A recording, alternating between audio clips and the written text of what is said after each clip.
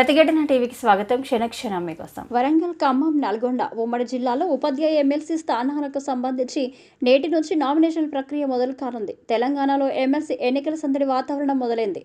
తెలంగాణలో 3 ఎమ్మెల్సీ స్థానాలు, ఏపీలో 3 ఎమ్మెల్సీ స్థానాలకు కేంద్ర ఎన్నికల కమిషన్ ఇప్పటికే షెడ్యూల్ విడుదల చేసింది. ఈ క్రమంలోనే ఇవాళ ఎమ్మెల్సీ ఎన్నికల నోటిఫికేషన్ విడుదల కానుంది.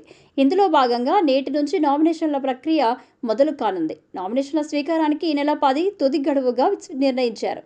ఉదయం 10 గంటల నుంచి మధ్యాహ్నం 3 గంటల వరకు రిటర్నింగ్ అధికారులు నామినేషన్లను స్వీకరిస్తారు. అనంతరం ఈ నెల 11వ తేదీన నామినేషన్లను పరిశీలిస్తారు. 13వ తేదీని నామినేషన్ల ఉపసంహరణకు అవకాశం ఉంటుంది. ఇదే నెల 27న పోలింగ్ నిర్వహించి మార్చి 3న ఓట్ల లెక్కింపు నిర్వహించనున్నారు.